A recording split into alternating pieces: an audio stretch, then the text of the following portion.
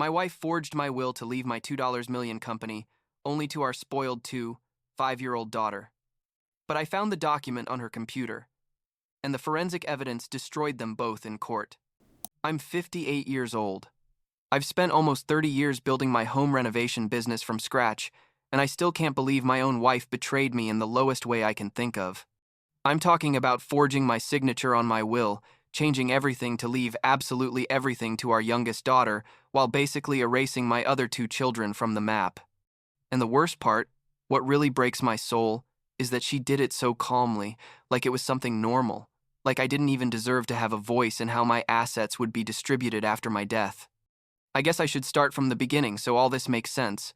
I come from nothing, literal. My family was poor. One of those families where sometimes there wasn't enough for food and where nobody had ever gone to college. I started working construction when I was 16, learned the trade with my hands. You know, one of those jobs where you come home with your whole body aching and your hands destroyed. But I had a dream.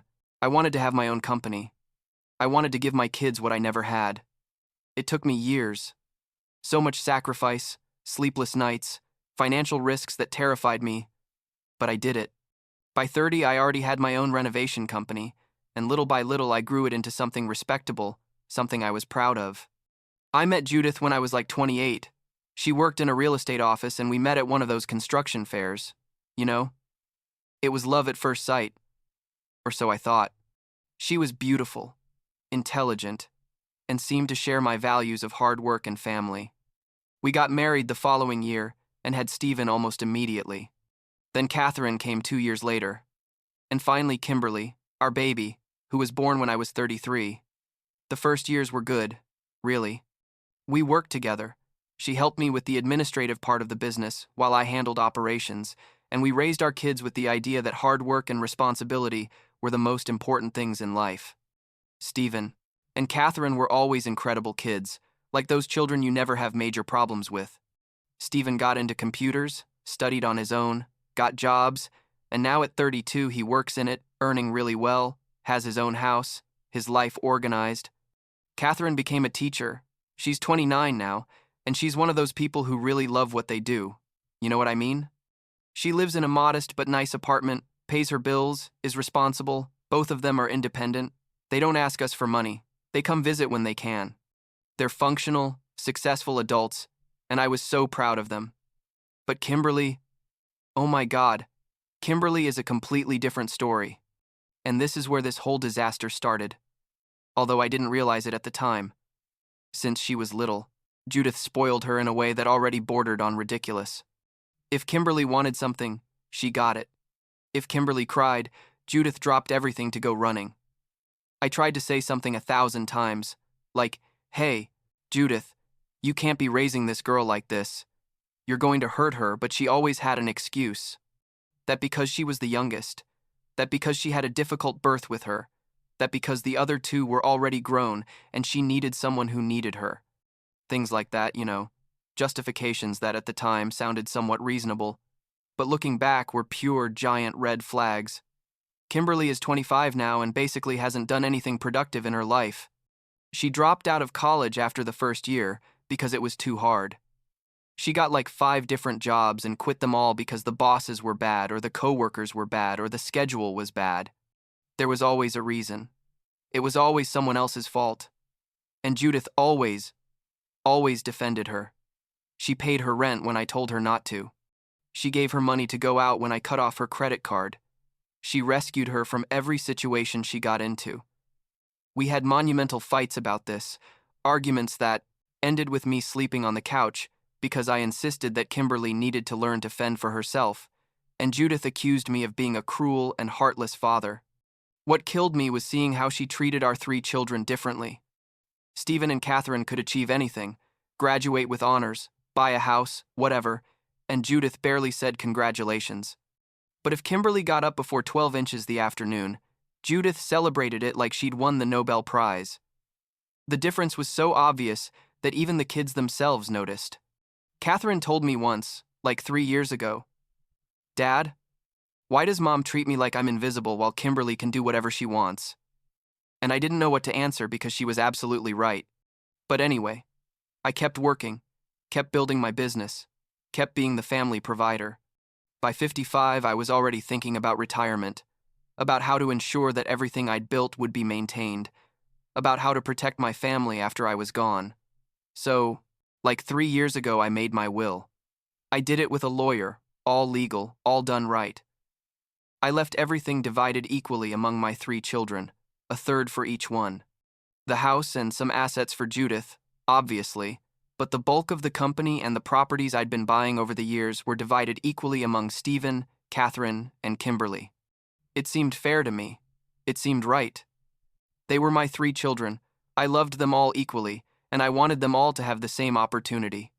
Fast forward to like 6 months ago.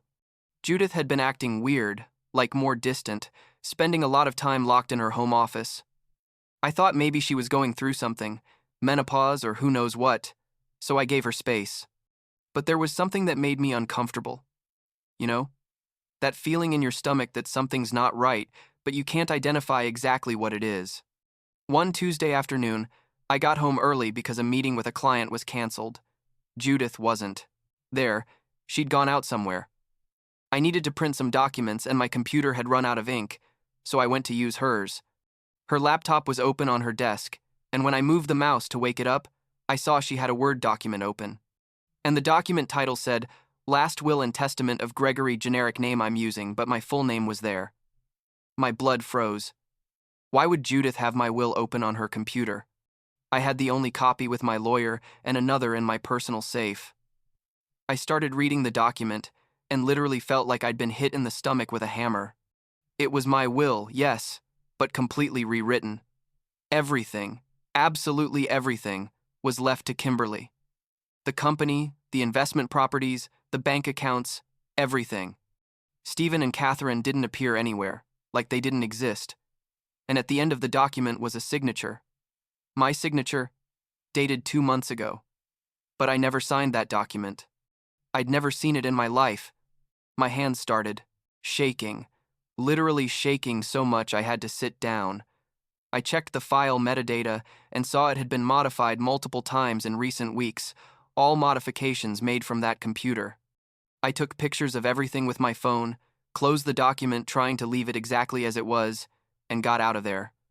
I don't know how long I sat in my truck outside the house. Could have been 10 minutes, could have been an hour. I was in complete shock. My wife, the woman I'd shared almost 30 years of my life with, had forged my signature to change my will. I didn't even know that was something someone could do, like we're talking about a crime, right? But beyond the legal aspect, what really destroyed me was the betrayal. She hadn't just betrayed me, she'd betrayed Stephen and Catherine, her own children, to favor everything for Kimberly. When Judith got home like 2 hours later, I was in the dining room waiting for her. She came in all calm, gave me a kiss on the cheek like nothing, and asked me how my day was, and I just looked at her and said, "We need to talk," and something in my tone must have told her this was serious because she went pale immediately. I showed her the photos on my phone of the modified will. She stayed silent for a moment that felt eternal.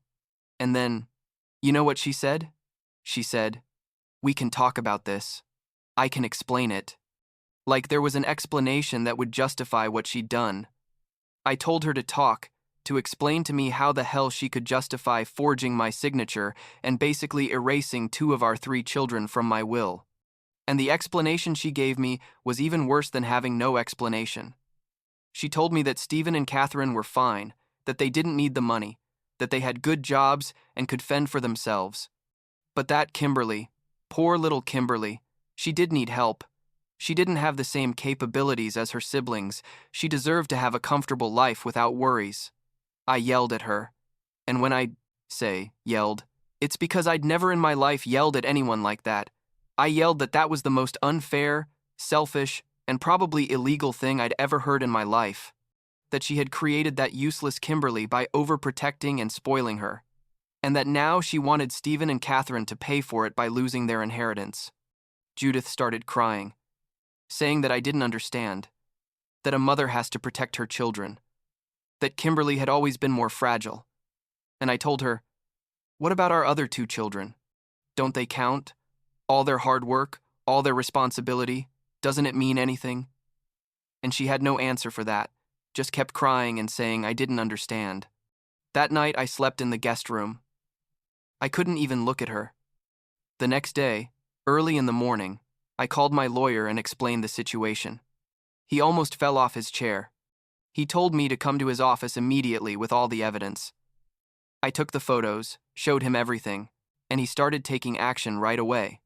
First, we got a forensic document expert who confirmed that the signature on the modified will was a forgery based on comparisons with my real signatures. Second, we secured all my assets, changed passwords, locked joint accounts. My lawyer told me this was serious, that Judith could face criminal charges if I decided to go that route. But there was more. Like a week after all this, I was working from home one Friday afternoon when I saw Judith leave the house with a folder under her arm. Something about her body language seemed suspicious to me. She was like nervous, looking everywhere. I decided to follow her. I know, it sounds paranoid, but at that point, I didn't trust anything she did. I followed her to Kimberly's apartment, which was like 25 minutes from our house. I saw Judith enter the building with that folder, and I stayed there waiting in my truck parked across the street. Like half an hour later, I saw her come out but without the folder. I went up to the apartment, knocked on the door, and Kimberly opened with a look of total surprise. I asked if we could talk, and she got super defensive immediately, saying she was busy. But I managed to see on her dining table a bunch of papers scattered, and among them I recognized some documents that looked like they were from my company. I asked her what all that was, and she literally closed the door in my face. I went back home and confronted Judith again. This time she got defensive immediately, yelling that I was obsessive, that she could visit her daughter whenever she wanted. I told her it wasn't about the visit, it was about the documents she was taking to her. And that's when she admitted that yes, she'd been showing Kimberly all the company information, the assets, the properties, so she would know what she was going to inherit. Like it was a done deal, like the forged will was going to be valid. The following days were a nightmare. I was sleeping in the guest room, barely talking to Judith, and constantly watching what she was doing. One afternoon, I was in the garage organizing some tools when I heard Judith talking on the phone in the patio. She was speaking in a low voice, but the garage has a window facing the patio, and I could hear perfectly. She was talking to Kimberly, saying things like, "Don't worry, my love. Everything is going to be yours. Your father can't do anything about it. The lawyers will see that your brother and sister don't need the money like you do." I felt like someone had thrown a bucket of ice water on me. They hadn't just planned the will change, they were actively conspiring to make sure Stephen and Catherine were left out. My own wife and youngest daughter were allied against me and against their own siblings. It was surreal, like a nightmare I couldn't wake up from. I decided to take more drastic measures. I hired a security company to install cameras throughout the house, obviously without telling Judith. I also moved all my important documents, including my real will, to a safe in my lawyer's office. I changed all the passwords for everything, bank accounts, company access, absolutely everything. If Judith was going to try anything else, I was going to have evidence and protection. And it was a good idea because the cameras captured Judith several days later, trying to get into my home office, trying different codes on my personal safe. Seeing her there, trying to access my things, knowing it was probably to get more information to give to Kimberly, broke something inside me. It wasn't just betrayal anymore. It was premeditation. It was conspiracy. This wasn't a mistake. It was an elaborate plan. I called Stephen and Catherine and asked them to come to the house one Saturday. They needed to know what was happening. When they arrived, you could tell they were worried, I guess from my tone when I called them. We sat in the living room. Judith wasn't there because she'd gone out to lunch with Kimberly or something, and I told them everything. I showed them the photos of the forged will, explained what I'd discovered, showed them the videos from the security cameras of Judith trying to get into my safe. Catherine started crying immediately. Stephen stayed quiet, but I saw his jaw tense up, that gesture he makes when he's angry but trying to control himself. Finally, Stephen said, "We always knew Mom preferred Kimberly, but I never thought it would come to this." And Catherine said something that broke my heart. She said, "Why aren't we enough for her?" What did we do wrong? I assured them they hadn't done anything wrong, that this wasn't about them but about their mother's wrong decisions and the way she'd raised their sister. I told them I was going to protect their inheritances, that I was going to make sure justice was done, but that I also needed their support because this was going to get ugly. Both told me they were with me, that they'd do whatever was necessary. Like 2 weeks later, I made the hardest decision of my life. I contacted my lawyer and asked him to prepare legal separation papers. I couldn't keep living with someone who had betrayed me so deeply. Judith received the papers at the house. I was there when they were delivered to her. She stared at them for a moment, and then looked at me with an expression I'd never seen on her, a mix of shock, anger, and something that almost looked like hatred. She yelled at me that I was destroying our family, that after 30 years together I was throwing everything away over a misunderstanding. I told her it wasn't a misunderstanding, that she'd committed fraud, that she'd forged my signature, that she'd conspired to take away the inheritance from 2 of our children. And she kept insisting that I didn't understand, that she was just protecting Kimberly, as if that justified absolutely everything. Judith moved to Kimberly's apartment like a week later. And that's when the war really started, so to speak. The 2 of them started a smear campaign against me throughout the family. They told everyone that I was a cruel father who had abandoned his wife after 30 years, that I was unfairly favoring Stephen and Catherine, that Kimberly just needed a little help to get on her feet, but I was too stingy to give it to her. Basically, they painted me as a monster. I started sharing, first with my siblings and cousins, then with Judith's parents, the complete truth of what had happened. I showed them the forged will, explained the conspiracy, showed them the videos of Judith trying to get into my safe. The reaction was immediate and almost unanimous. Judith's family sided with me, saying they couldn't believe she'd done something like that. My siblings were furious, especially my younger sister, who had always admired Judith. Judith's parents, who are like 80 years old, were devastated. Her father called me crying, apologizing for his daughter's behavior, saying he didn't recognize her. He told me he'd always noticed that Judith spoiled Kimberly too much, but never thought it would get to the point of committing a crime. That conversation was hard, because I loved my in-laws and seeing them so affected hurt me. Kimberly and Judith didn't give up. Like 2 months after the separation, my lawyer informed me that they'd filed a petition in court challenging my original will. Basically, they were arguing that I'd made the will under duress, that I wasn't in my right mind. Anything they could think of to invalidate it and validate the one Judith had forged. It was ridiculous, but legal, and it meant we were going to trial. The legal process was exhausting. Depositions, hearings, psychological evaluations to prove I was completely sane when I made my will. I had to testify about my relationship with my children, about why I decided to divide everything equally. Stephen and Catherine also testified, telling about what their relationship with their mother and sister had been like, the constant favoritism, the different treatment. The breaking point of the case came when my lawyer presented the forensic analysis of the forged signature.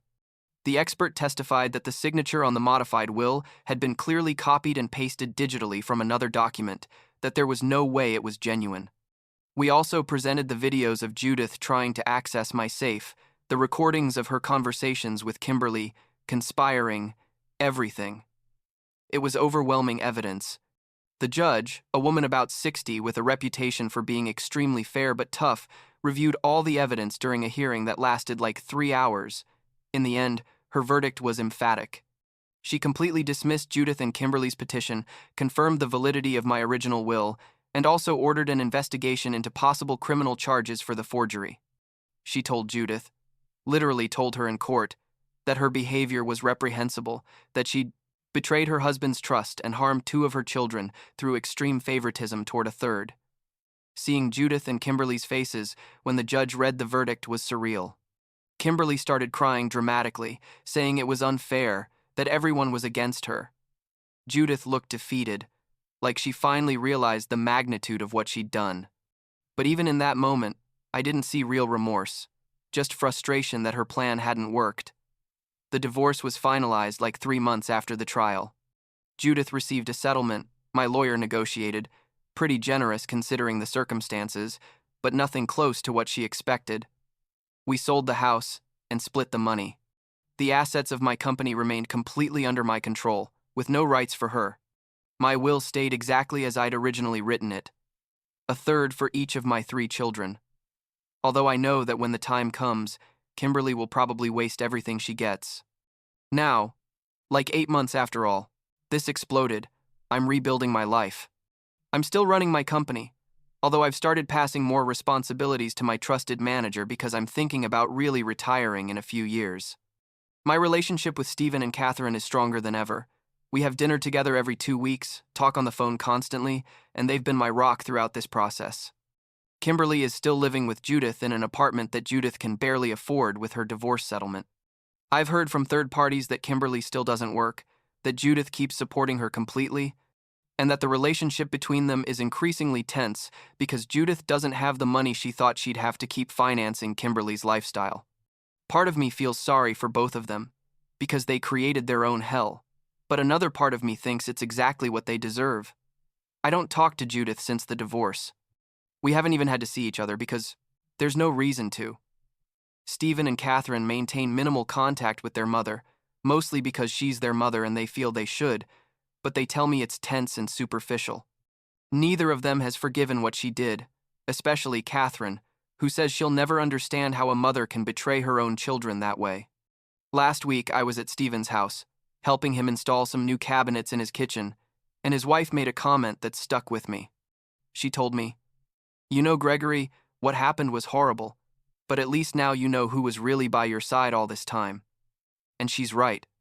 I lost my wife, and basically a daughter, but I gained clarity about who really valued honesty, justice, and true family. Stephen and Catherine have never disappointed me, never betrayed me. They've always been people of integrity and responsibility. And now, our relationship is closer than ever. There are still days when it hurts. I'm not going to lie. After almost 30 years with someone, you can't just turn off feelings overnight. Sometimes I think about the good times, when the kids were little and we were a happy family, before everything got twisted with Kimberly. I wonder at what exact moment Judith decided one daughter was worth more than the other 2. At what moment she crossed the line from protective mother to fraud accomplice. But then I look at what I have now.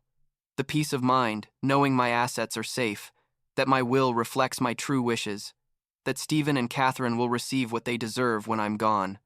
And I feel good about that. Not perfect, because this situation is never going to be perfect, but good. I can sleep peacefully knowing I did the right thing, that I didn't let myself be manipulated, that I defended justice even when it meant losing my marriage. Yesterday, Catherine called to invite me to dinner next weekend. She told me she's going to cook my favorite meal, that stew her grandmother used to make that I love. And I realize that's what matters now. Those small moments, those real connections with people who genuinely care about you. Not the money, not the inheritance, not the elaborate manipulation plans. Just the true love and loyalty of the children you raised well and who value you for who you are, not for what you can give them. I guess if I learned anything from all this, it's that you can build a financial empire, you can work your whole life to secure your family's future, but none of that matters if the people you trust betray you. And I also learned that the true value of a child isn't in how much they need you, but in how they live their life when you're not watching. Stephen and Catherine built successful and honest lives without depending on me for everything. Kimberly, with all the support and money in the world, is still unable to support herself. And that says everything that needs to be said about who deserves what.